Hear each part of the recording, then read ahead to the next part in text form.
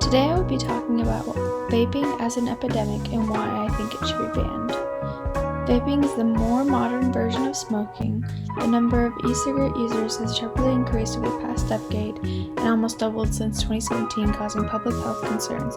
Due to this, I think there should be new policies and other approaches to try to help this epidemic of youth vaping save their bodies.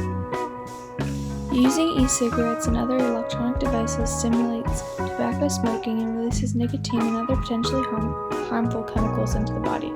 These devices work by inhaling through a battery-operated device that will release aerosol that contains nicotine, marijuana, flavoring, and other chemicals. The battery heats up the vaping liquid or juice and makes the liquid turn into vapor to be inhaled, hence the name vaping.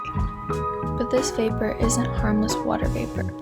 This liquid, like said before, contains nicotine, which is highly addictive, and other dangerous chemicals that can harm your body. Nicotine is extracted from tobacco and is often thought to be a harmless chemical. But is nicotine actually harmless?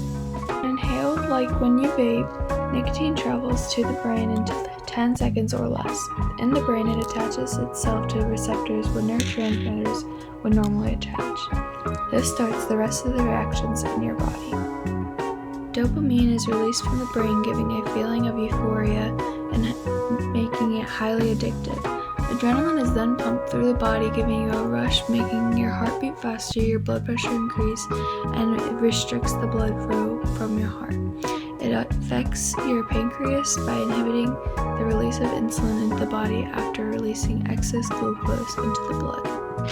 This newfound high blood sugar makes you feel less hungry, which is why nicotine is also known to suppress appetite. Nicotine has been known to form plaques that lead to heart disease, the slow production of osteoblasts, which is what heals your bones when you break them, and is known as a factor in degenerative disc disease, where your spinal discs pretty much dry up and disappear.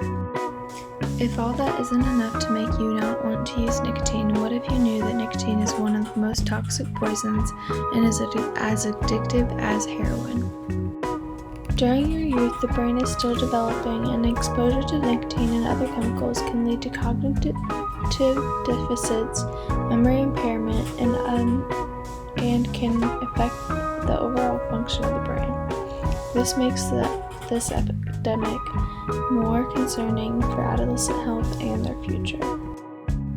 But nicotine isn't the only thing you inhale. Other chemicals in the vaping liquid are propylene glycerol, found in antifreeze and causes cancer, glycerin, acetaldehyde, formaldehyde, which are both known to cause cancer, acrolein, a weed killer, benzene, which is found in car exhaust, cadmium, which is a toxic phenol, diacetyl, which gives you popcorn lung, and diethylene glycol, which is found in antifreeze. Why on earth would you want to put these in your body?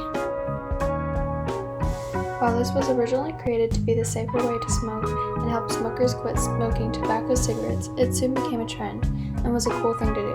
Vaping companies soon realized this and used it to their advantage by coming out with fruity flavors, fun packaging, and other aspects to draw on a younger audience rather than smokers who are trying to quit.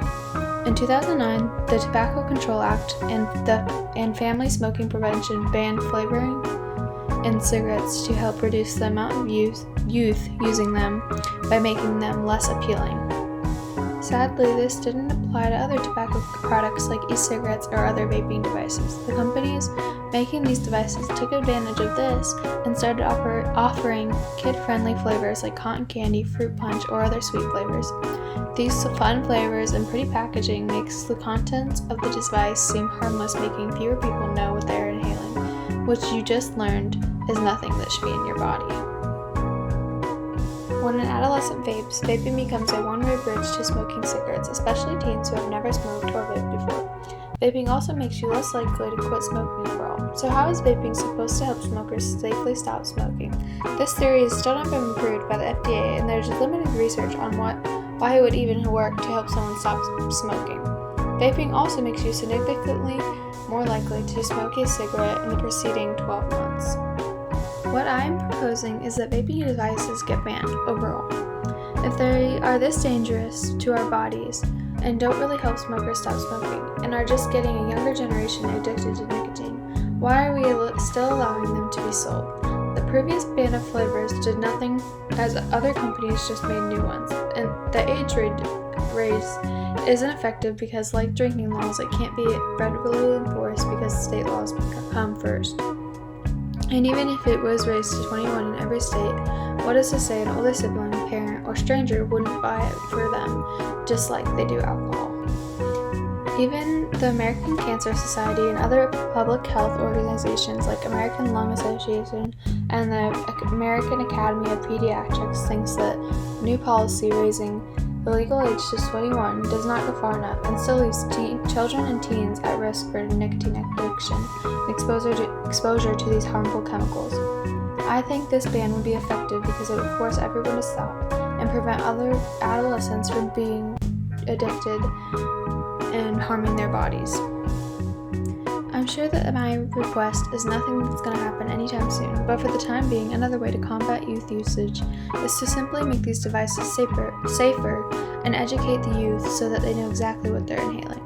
If scientists can create COVID vaccine in less than a year, cure many diseases, and send a man to moon, why can't they find a safer and more effective way to do this? It would be saving many lives and help our youth stay away from these harmful chemicals. It would be amazing to see this happen in my lifetime and to be a part of it, making it happen as well. I believe there's always a safer way of doing everything if you really have to or feel the need to do it. So I believe that we can combat this epidemic and save